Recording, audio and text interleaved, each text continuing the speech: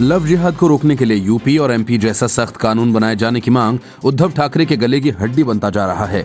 BJP आक्रामक तरीके से कानून बनाए जाने के पक्ष में है, लेकिन उद्धव ठाकरे जिस एनसीपी और कांग्रेस की बैसाखी पर सीएम बने हैं, वे दोनों ही पार्टियां इस तरह के किसी कानून के खिलाफ हैं। यही वजह है कि शिवसेना पूरे मामले पर खामोश है। लेकिन जिस तरह से बीजेपी लगातार शिवसेना को इस मामले में घेर रही है, उससे बच निकलना शिवसेना के लिए आसान नहीं होगा। मध्य प्रदेश की शिवराज सिंह चौहान सरकार तो कानून बना भी चुकी है। योगी आदित्यनाथ भी इसी रास्ते पर हैं। बीजेपी नेता किरीट सोमैया का कहना है कि महाराष्ट्र की उद्धव ठाकरे सरकार को भी ऐसा ही कानून राज्य में बनाना चाहिए। सोमैया कहते हैं कि अगले विधानमंडल सत्र में बीजेपी की ओर से ये प्रस्ताव लाया जाएगा, क्योंकि महाराष्ट्र में हम लव जिहाद नहीं होने देंगे। बीजेपी की इन तैयारियों पर शिवसेना के नेता कुछ बोले नहीं, लेकिन सरकार का बचाव करने के लिए कांग्रेस के असलम शेख को आगे कर दिया। असलम शेख ऐसे किसी कानून की मांग को सिरे से खारिज कर रहे हैं और उत्तर प्रदेश और मध्य प्रदेश की बीजेपी सरकारों को घेरते हुए कहा कि लव जिहाद एवं गोरक्षा पर कानून लाने के बजाय उन्हें जनहित के कामों पर ध्यान देना चाहिए। जो सरकारें ये कानून लाने जा रही हैं, वे अपनी कमियां छिपाने के लिए ऐसा कर रही हैं।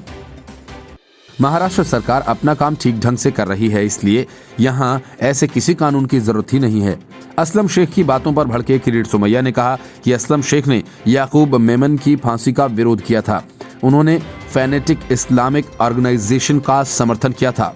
हम महाराष्ट्र में लव जिहाद नहीं होने देंगे। सोमैया ने शिवसेना पर भी टिप्पणी करते हुए कहा कि सत्ता पाने के बाद इसने रंग बदल लिया। जो भाषा असलम शेख बोलते हैं, वही भाषा उद्धव ठाकरे भी बोलने लगे हैं। सोमैया ने ऐसा कहकर हिंदुत्व की राजनीति करने वाली शिवसेना को दुविधा में डाल दिया है। बीजेपी द्वारा विधानसभा में लव जिहाद के विरुद्ध कानून बनाने का प्रस्ताव लाने पर यदि शिवसेना उसका साथ देती है, तो उसे सत्ता में अपने साथियों कांग्रेस और एनसीपी का विरोध करना पड़ेगा। यदि वह साथ नहीं देती, तो महाराष्ट्र के हिंदू वोट बैंक के सामने उसकी छवि खराब होगी। बीजेपी चाहती भी यही है। हिंदुत्व के मुद्दे पर वह शिवसेना को घेरकर उसके वोट बैंक को तहस नहस कर दे।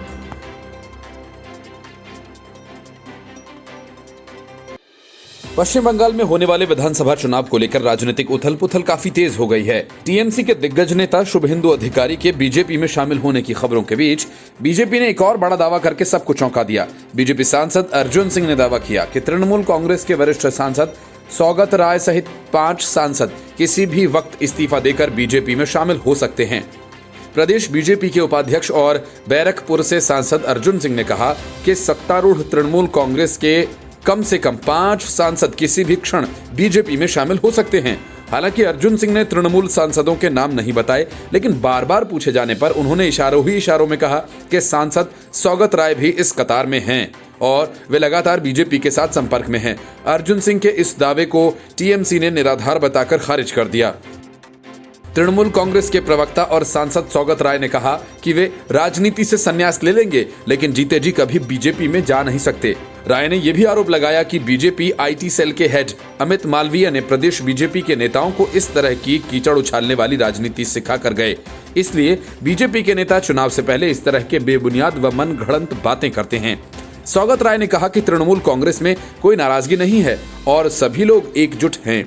विधानसभा चुनाव से पहले इस समय सत्तारूढ़ दल में कई विधायक और मंत्री नाराज चल रहे हैं। इसमें सबसे प्रमुख नाम कद्दावर मंत्री शुभेंदु अधिकारी का है। नंदीग्राम आंदोलन के पोस्टर बॉय रहे शुभेंदु पिछले कई महीनों से पार्टी और सरकार से दूरी बनाकर चल रहे हैं।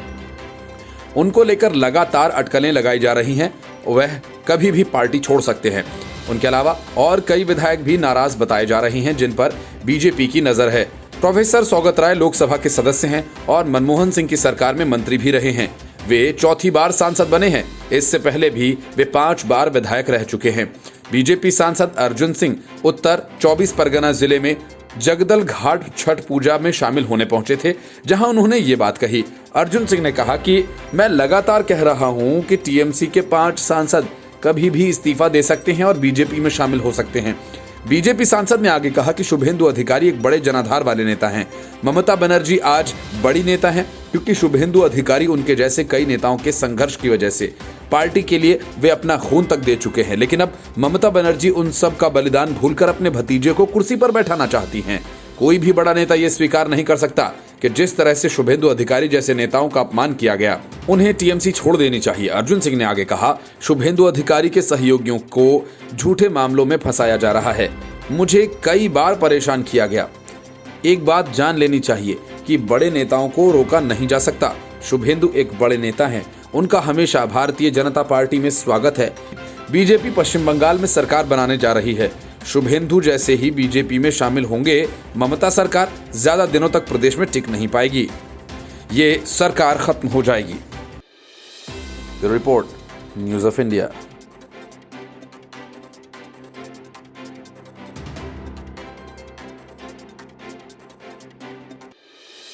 कॉमेडियन भारती सिंह और उसके पति हर्ष लिबाचिया के ड्रग मामले में गिरफ्तार होने के बाद बॉलीवुड में हंगामा मच गया। भारती सिंह के घर से एनसीबी ने गांजा बरामद किया था। भारती सिंह के एनसीबी के जाल में फंसने के बाद राजू श्रीवास्तव ने जोरदार हमला किया। राजू श्रीवास्तव ने भारती सिंह और हर्ष की गिरफ्तारी पर तो हैरानी जताई और कहा कि उन्हें ये जानकर झटका लगा कि उनके घर से एनसीबी को गांजा बरामद हुआ। उन्होंने कहा कि उनके लिए बहुत ही शॉकिंग है। उन्हें समझ नहीं आ रहा कि आखिर आर्टिस्ट इस तरह की हरकतें क्यों कर रहे हैं। राजू बोले कि पहले मुझे लगा था कि हो सकता है कि किसी ने जांच को भटकाने के लिए भारती और हर्ष का नाम ले लिया होगा, लेकिन अब पता चला कि उन लोगों ने तो इस बात को स्वीकार कर लिया है।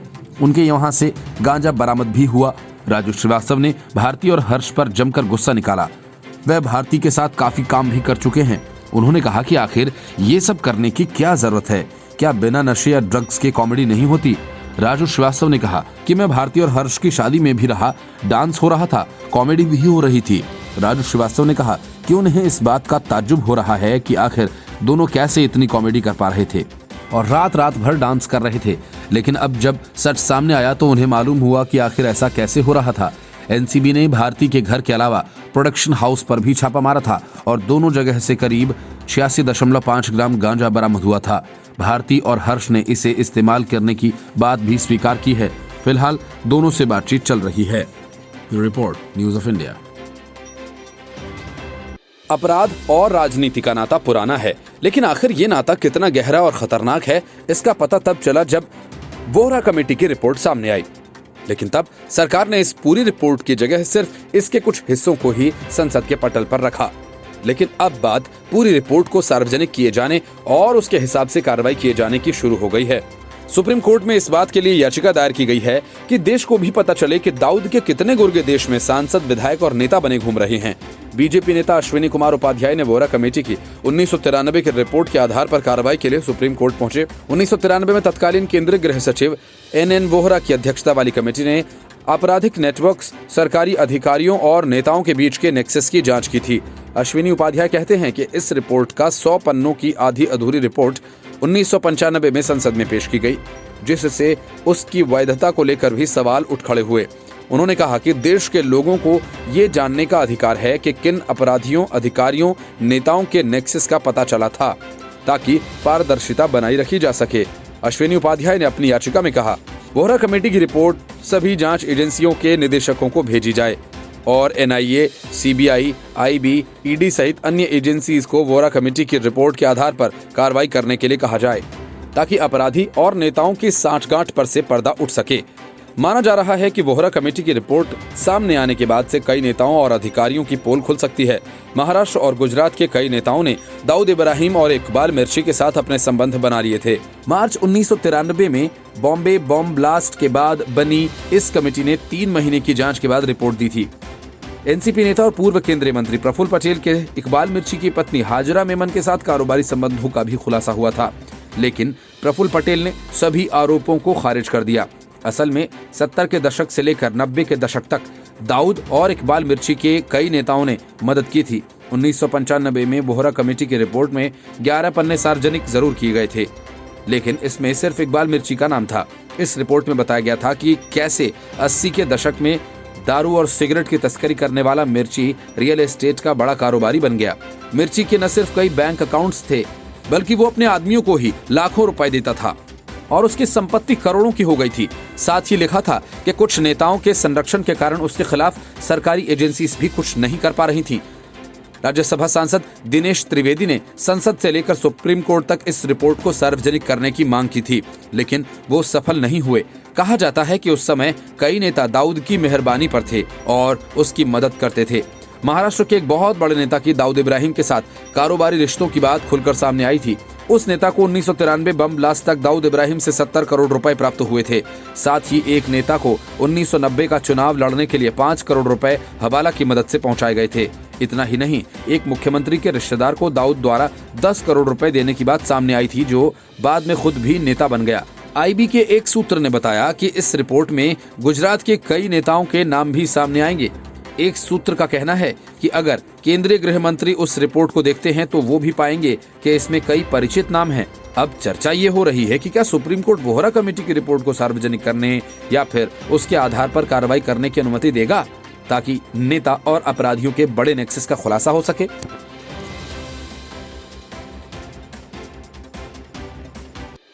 मध्य प्रदेश में करारी हार के बाद कमलनाथ कुछ वैसा ही रवैया अपना रहे हैं जैसा सोनिया गांधी और राहुल गांधी ने अपनाया। सोनिया गांधी बिहार चुनाव में हार की समीक्षा नहीं करना चाहती और कमलनाथ भी राज्य में मिली हार पर चर्चा से दूर भाग रहे हैं। मतलब कि दिल्ली और भोपाल दोनों जगह कांग्रेस की एक ही नीति है, टाइम पास करो और चुप रहो। यही वजह है कि 28 सीटों पर हुए उपचुनाव में मिली हार की जिम्मेदारी तक किसी नेता ने नहीं ली है। अब कांग्रेस के नेता ये सवाल पूछने लगे हैं कि क्या असल वजह ईवीएम है जिसके पीछे कमलनाथ हार को छिपाना चाहते थे। लगभग 15 साल के वनवास के बाद 2018 के विधानसभा चुनाव में कांग्रेस को बड़ी पार्टी होने के कारण राज्य की सत्ता मिली थी। तब ज्योतिरादित्य सिंधिया कांग्रेस के झंडा बरदार थे। वे खुद भी मुख्यमंत्री पद के दावेदार थे, लेकिन कांग्रेस नेतृत्व ने सिंधिया के बजाय कमलनाथ को तरजीह दी। कमलनाथ ने सिंधिया के खिलाफ जबरदस्त गोलबंदी करके संगठन और सत्ता पर अपनी पकड़ बना ली, लेकिन समय के साथ उनकी पकड़ अब ढीली होने लगी है। महज 1.25 साल के अंदर ही सिंधिया कमलनाथ एवं दिग्विजय के झगड़े सार्वजनिक होने लगे। उनकी असहमति गोलबंदी का रूप ले चुकी थी। सत्ता की इस लड़ाई में कमलनाथ को दिग्विजय सिंह का साथ मिल गया और फिर दोनों ने हर मोर्चे पर सिंधिया की घेराबंदी में कोई कमी नहीं छोड़ी। लेकिन अपनी होती अनदेखी से नाराज सिंधिया ने यह साफ कर दिया कि जिसका अनुमान कमलनाथ दिग्विजय सिंह के साथ कांग्रेस को भी नहीं रहा होगा, उनके एक झटके से कमलनाथ की सरकार गिर गई। सत्ता और संगठन के प्रबंधन में निपुण कमलनाथ काफी प्रयत्न के बाद भी स्थिति को नियंत्रित नहीं कर पाए और इस तरह सिंधिया के विद्रोह के चलते राज्य में शिवराज सिंह चौहान के नेतृत्व में बीजेपी की सरकार बनी। कांग्रेस को उम्मीद थी कि उपचुनाव में उसके प्रति सहानुभूति की लहर पैदा होगी और अपनी खोई सीटें जीतकर वे फिर से सत्ता में लौट सकेगी, लेकिन ऐसा हुआ नहीं और 28 में से 19 सीटें कांग्रेस हार गई। अब कांग्रेसी मांग कर रहे हैं हार के कारणों की समीक्षा होनी चाहिए। फिलहाल कांग्रेस के प्रदेश अध्यक्ष कमलनाथ चुप्पी साधे हुए हैं। वे प्रदेश अध्यक्ष के साथ कांग्रेस विधायक दल के नेता भी हैं। एक व्यक्ति एक पद के सिद्धांत को अस्वीकार करते हुए कांग्रेस नेतृत्व ने उन्हें दोनों पदों पर काम सौंप दिया है। कांग्रेस के कई नेता यही सवाल उठा रहे हैं कि जब दोनों महत्वपूर्ण पदों पर कमलनाथ ही विराजमान हैं, तो फिर हार के कारणों की समीक्षा करने में इतना विलंब क्यों हो रहा है। पूर्व प्रदेश अध्यक्ष अरुण यादव, एआईसीसी सदस्य हरपाल ठाकुर ने तो ट्वीट कर प्रदेश नेतृत्व को कटघरे में खड़ा कर दिया। परोक्ष रूप से दिग्विजय सिंह के भाई विधायक लक्ष्मण सिंह ने भी प्रदेश नेतृत्व पर निशाना साधा। विधायक दल में भी कई असंतुष्ट विधायक और नए नेताओं के चुनाव के पक्ष में हैं। निकट भविष्य में कांग्रेस के अंदर इस मुद्दे पर घमासान तेज हो सकता है।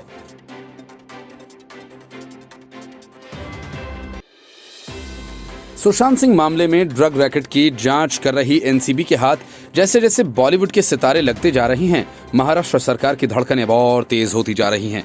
कॉमेडियन भारती सिंह और उनके पति की गिरफ्तारी के बाद तो उद्धव ठाकरे सरकार के मंत्री का पारा 7वें आसमान पर चढ़ गया। एनसीपी के बड़े नेता और सरकार के मंत्री नवाब मलिक भारती सिंह के साथ खड़े नजर आए और उन्होंने एनसीबी की जांच पर ही सवाल उठा दिए।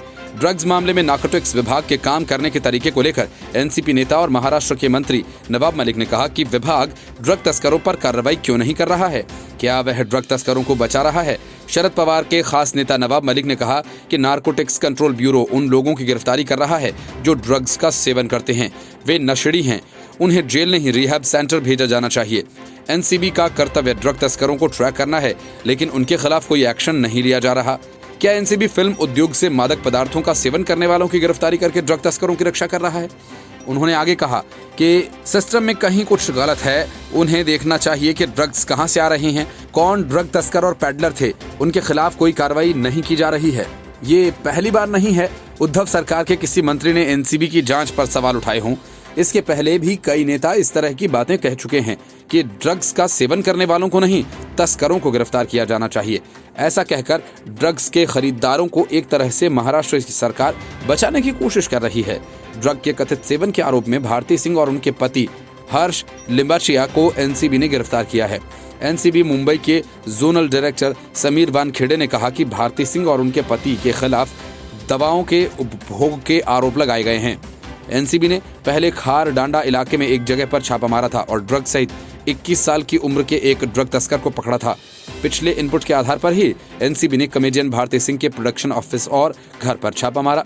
ड्रग्स केस में नारकोटिक्स कंट्रोल ब्यूरो द्वारा गिरफ्तार किए जाने के बाद कॉमेडियन भारती सिंह और उनके पति हर्ष लिम्बाचिया को 14 दिन के लिए न्यायिक हिरासत में जेल भेज दिया गया है।